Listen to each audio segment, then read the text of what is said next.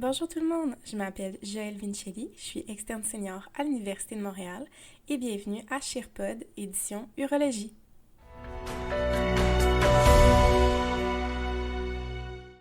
J'espère que vous passez un beau stage de chirurgie.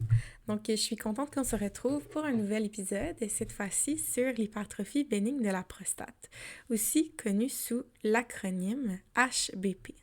C'est un sujet qui est super intéressant et important à connaître comme clinicien, peu importe la pratique que vous allez faire plus tard, parce que l'HBP touche une grande partie de la population masculine.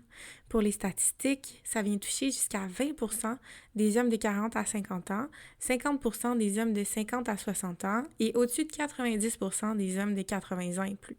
Donc, l'HBP, ça se définit comme une hyperplasie du stroma et de l'épithélium périurétral, donc autour de l'urètre, dans la zone de transition prostatique. L'HBP peut causer une réduction de la lumière de l'urètre prostatique de deux manières. Donc, par obstruction statique, causée par une augmentation de l'épithélium, donc du volume de la prostate, et on peut avoir une obstruction dynamique, par augmentation du stroma. Le stroma, c'est composé de muscles lisses et de collagène, puis c'est innervé par les nerfs adrénergiques. Donc, l'augmentation du stroma va entraîner une augmentation du tonus périurétral de manière dynamique.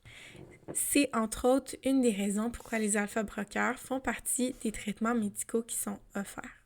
L'étiologie de l'HBP n'est pas encore tout à fait comprise. On aurait l'hypothèse que c'est sous contrôle endocrinologique. Donc, en vieillissant, on aurait une augmentation d'une enzyme qui s'appelle la 5-alpha-réductase, qui convertit la testostérone en DHT. La DHT qui ensuite irait se lier au récepteur d'androgène pour inhiber l'apoptose, ce qui permettrait aux cellules prostatiques de continuer à se multiplier.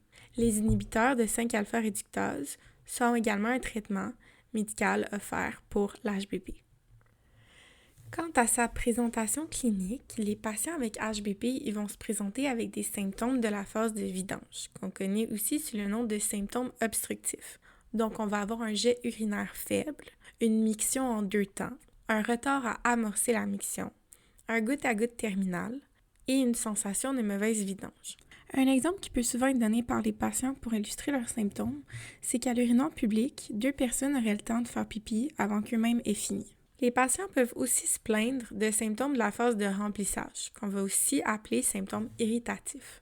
Ces symptômes-là, c'est l'urgence, la pollakiurie et la nicturie.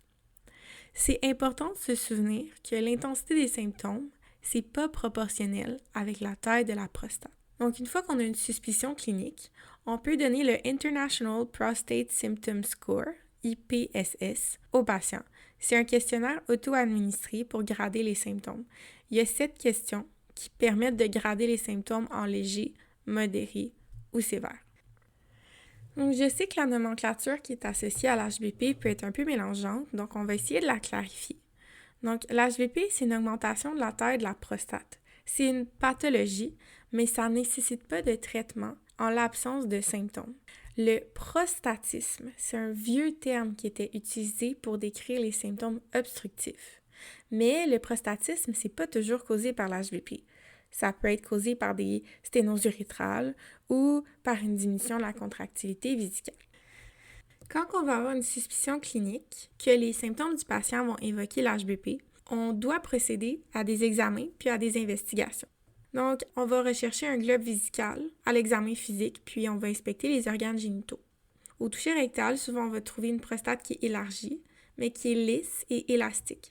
Si on trouve des nodules induris, on devrait s'inquiéter pour un cancer de la prostate, puis on va lancer des investigations dans cette direction-là. Si la prostate est douloureuse, on peut passer à une prostatite.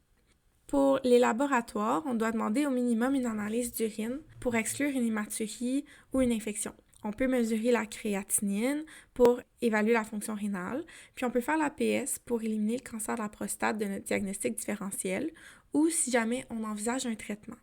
Le diagnostic de l'HBP, c'est un diagnostic clinique. Donc, lorsque le diagnostic est suspecté, il faut réfléchir à l'option thérapeutique la plus appropriée pour notre patient.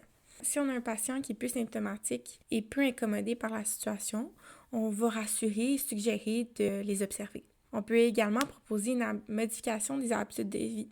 Donc, le café, le thé, les boissons gazeuses, les boissons énergisantes, puis le volume d'eau total de la journée peuvent participer à augmenter la fréquence urinaire. Pour les patients qui se plaignent de nicturie, arrêter de boire avant le coucher, prendre moins d'alcool le soir, puis pas prendre ses diurétiques en soirée, c'est des bonnes stratégies pour moins se lever pour aller faire pipi la nuit. Ensuite, pour les patients qui ont des symptômes modérés à sévères, on peut proposer un traitement médical. On va commencer avec les alpha-bloquants, par exemple le tamsulosin ou le Flomax. Les alpha-bloquants vont entraîner une relaxation des fibres musculaires de la prostate puis du col de la vessie, ce qui va donner une amélioration du jet. Les alpha-bloquants vont améliorer les symptômes, mais ne traitent pas en soi l'HBP. Ça a comme effet secondaire aussi la congestion nasale et possiblement une anéjaculation, autrefois connue sous le nom d'éjaculation rétrograde. Si les alpha-bloqueurs, c'est pas assez, on va passer aux inhibiteurs de la 5-alpha-réductase. On peut les utiliser seuls ou en combinaison avec les alpha-bloqueurs. Les inhibiteurs de la 5-alpha-réductase n'ont pas un effet instantané. Donc, l'amélioration des symptômes va commencer vers 3 mois, puis va être maximale de 6 à 9 mois. C'est des médicaments qui doivent être pris à vie pour maintenir leur effet. Ils ont comme effet, justement, de traiter directement l'HBP en diminuant le volume de la prostate d'environ 25%, ce qui va faire une amélioration des symptômes, mais aussi ça va diminuer le risque de rétention urinaire. Ça va diminuer le risque d'avoir besoin d'une chirurgie, puis ça va réduire l'hématurie secondaire à l'HBP. Il faut savoir que l'APS va être réduit de moitié et surtout que l'APS ne devrait pas augmenter sous traitement. Les effets secondaires des inhibiteurs de la 5-alpha-réductase peuvent être une baisse du volume de sperme, une baisse de libido, puis une sensibilité mammaire. L'HBP peut également créer des complications. On peut retrouver une rétention urinaire chronique qui va se manifester par une incontinence de trop-plein. L'énurésie est classique d'une incontinence de trop-plein. En fait, c'est une des raisons pour lesquelles les patients viennent consulter. Pour la rétention chronique, on peut retrouver parfois l'hydronéphrose, puis même une insuffisance rénale post-rénale. Sinon, l'HBP peut se compliquer d'une rétention urinaire aiguë, avec ou sans insuffisance rénale, l'hématurie macro, puis des lithiases vésicales, puis des infections urinaires, parce que l'urine va stagner trop longtemps dans la vessie. Si on suspecte une complication de l'HBP ou si les symptômes sont sévères, on peut d'abord demander une échographie pelvienne avec mesure du résidu vésical. On peut aussi référer à un urologue qui va compléter le bilan au besoin avec une débimétrie, une cystoscopie, une échographie prostatique pour mesurer la taille de la prostate ou un bilan urodynamique. Pour des patients avec des complications, des symptômes réfractaires au traitement médical, avec atteinte de la qualité de vie ou qui préfèrent cette option-là, on peut proposer une intervention chirurgicale. La grande majorité des interventions sont réalisées par voie endoscopique, donc transurétrale, et ont comme objectif de réaliser un forage au centre de la prostate sans la retirer complètement pour permettre un meilleur passage du flot d'urine. Plusieurs techniques par plusieurs énergies existent pour réaliser le forage, donc on peut avoir une résection électrique, on peut avoir une vaporisation laser ou l'énucléation laser ou électrique. Pour les très grosses prostates, les chirurgies laparoscopiques, robotiques ou ouvertes sont parfois réalisées. Finalement, pour les gens qui ne sont pas admissibles à la chirurgie, on a des alternatives moins invasives qu'on peut essayer. Par exemple, l'embolisation des artères qui mènent à la prostate, une intervention en hyperdynamie thermothérapie, une dilatation par ballonnet ou installation de stent.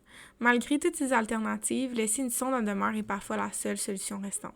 Donc, merci beaucoup pour votre écoute. J'espère que vous avez appris quelque chose aujourd'hui avec moi.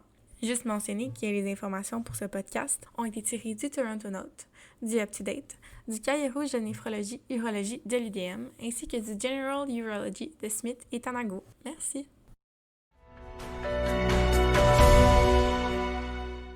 Cette balado-diffusion a été revue et approuvée par Julien Letendre, urologue à l'hôpital Maisonneuve-Rosemont.